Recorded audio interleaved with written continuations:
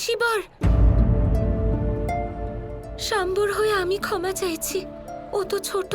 ক্ষমা চাওয়ার কোনো প্রয়োজন নেই রাধা। আমি শাম্বের উপর একটুও রেগে নেই। তাহলে শাম্বকে আপনি প্রণাম করতে দিন। না, ও আমার চরণ স্পর্শ করতে পারে না। শাম্ব কোনো সাধারণ বালক নয়। ও দেবাদিদেব মহাদেব ভগবান শিবের আশীর্বাদ স্বরূপ। মহাদেব স্বয়ং কৃষ্ণকে দিয়েছেন শাম্বকে, আর আমি মহাদেবের অংশকে আমার পা ছুঁতে দিতে পারি না। কারণ আমার কাছে যতটা গুরুত্বপূর্ণ হলেন নারায়ণ, ততটাই গুরুত্বপূর্ণ মহাদেব ও রাধা। এমন উদ্ধত বালকের প্রশিক্ষণের জন্য আমাকেও সতর্ক থাকতে হবে। যতদিন না শাম্ব নিজের শক্তির সদ্ব্যবহার করতে শিখছে, ওকে শক্তিহীন রাখাই উচিত। আর তাছাড়া এই কবচটা সরানো কোনো সহজ কাজ নয়। যারা এটার ভেতরে আছেন তারা ভেতরেই থাকবেন, আর যারা এটার বাইরে আছেন তারা বাইরে থাকবেন। এবার তুমি যাও রাধা। না ঋষিবর, আমি তো এখানে শাম্বর জন্য এসেছি। আমি কথা দিয়েছি ওকে। তাহলে আমি এখান থেকে কিভাবে যেতে পারি? শোনো, যতক্ষণ এই কবচ এখানে থাকবে তোমার কৃষ্ণের সঙ্গে দেখা হবে না, আর না তোমার অন্য রূপের দিব্য মিলন সম্ভব। কারণ না তুমি এই কবচের বাইরে যেতে পারবে, না এই কবচের বাইরে দেখতে পারবে। ঠিক আছে ঋষিবর, আমি এখানেই থাকবো। কিন্তু যদি আপনি অনুমতি দেন, আমি কি অন্তিমবার কৃষ্ণের সাথে দেখা করতে পারি? অবশ্যই, তবে একবার, অন্তিমবার।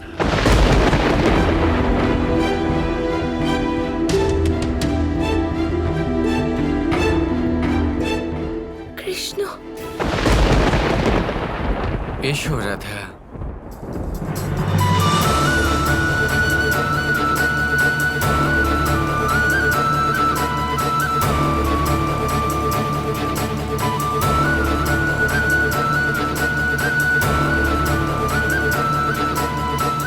তুমি আমার জন্য এখানেই অপেক্ষা করছিলে? তুমি জানতে আমাদের বিরহ হতে চলেছে।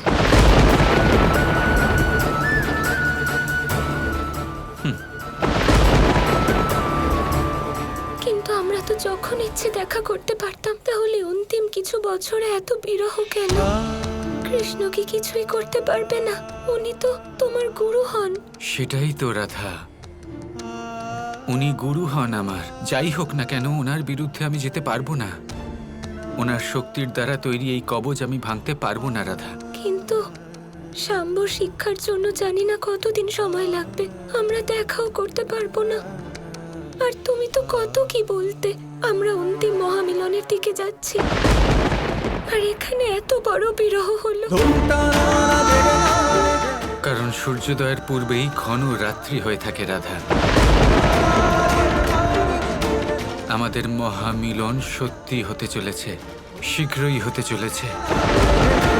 আর সেই জন্য পরীক্ষা আরো কঠিন হয়ে চলেছে রাধা। কখনো ভাবি কত সময় কেটে গেল রাধা। আমরা গোলক থেকে আলাদা হয়েছি, পৃথিবীতে এসেছি। একদিন চিরকালের মতো সাথে থাকবো, আর এই আশা নিয়ে এই বিচ্ছেদ সহ্য করে নেব।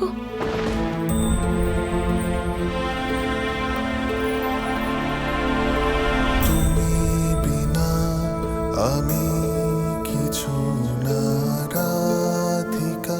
আমাকেও এই বিচ্ছেদ সহ্য করতেই হবে রাধা। যা ছিল এবার আমায় যেতে হবে কৃষ্ণ। ঋষিবরের দেওয়ার সময় সমাপ্ত হতে চলেছে।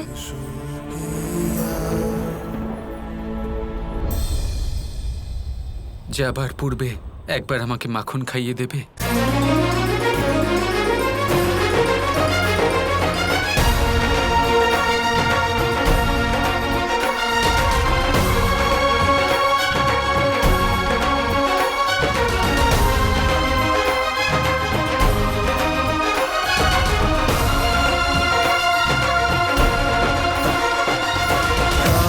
ধারা ধারা ধারা কৃষ্ণ কৃষ্ণ কৃষ্ণ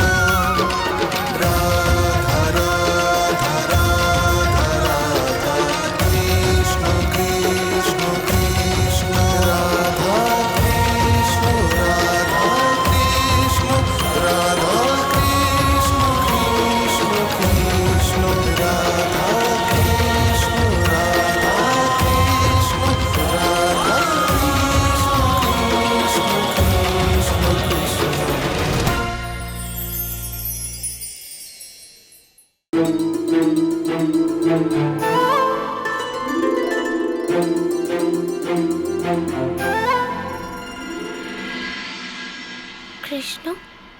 এটা কি হচ্ছে? তুমি মাখন খেয়ে যাচ্ছ আর এটা শেষ হচ্ছে না। কিভাবে শেষ হবে? এ হলো সেই অক্ষয় পাত্র যা দ্রৌপদী পেয়েছিল।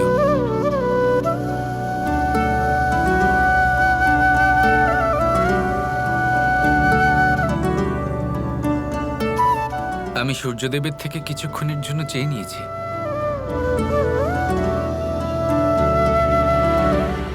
এবার এই ভোগ তখনই সমাপ্ত হবে যখন তুমি দ্বারকা ফিরে আসবে, রাধা। কৃষ্ণ কৃষ্ণ রাধা রাধা রাধা। আমি আসছি কৃষ্ণ, সময় শেষ হতে চলেছে।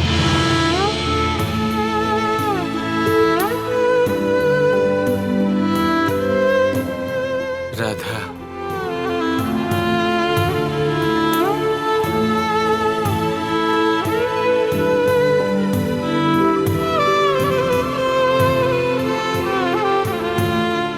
এবার যখন তুমি আমার সাথে থাকবে না,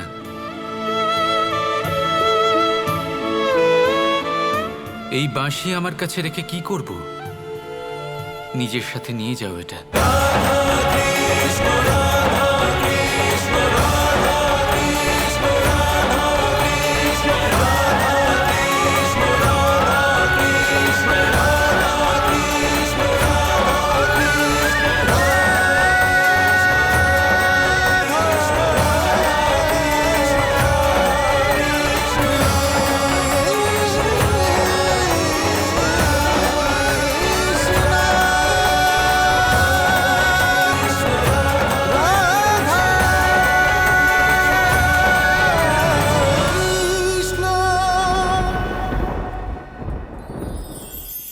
আমরা সকলে চাই আমাদের জীবনে সাফল্য আসুক।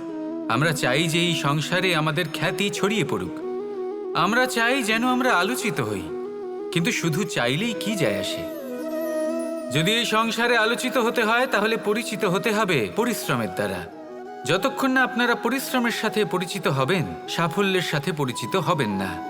সংঘর্ষ করতে হবে প্রতিদিন, প্রতি বছর। জীবনের সব পরিস্থিতিতেই হয়তো নতুন নতুন বাধা আসবে, নতুন নতুন বিঘ্ন ঘটবে। কিন্তু এটা আবশ্যক নয় যে সমস্ত বিঘ্ন বিনাশের জন্য আসবে। কিছু বিঘ্ন আপনার পথ প্রশস্ত করার জন্য আসবে, আপনার পথ পরিষ্কার করার জন্য আসবে। যদি আপনাকে উদাহরণ দিই, যখন বন্যা আসে, বাড়ি ঘর ভেসে যায়, তখন আমরা হতাশ হয়ে পড়ি, আমরা দুঃখী হয়ে পড়ি।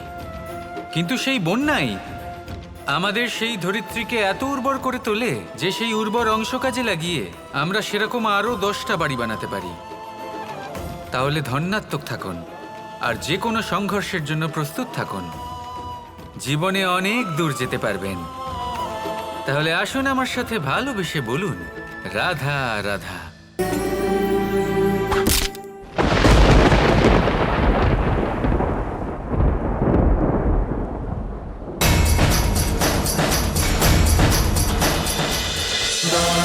Kৃষ্ণ কৃষ্ণ কৃষ্ণ কৃষ্ণ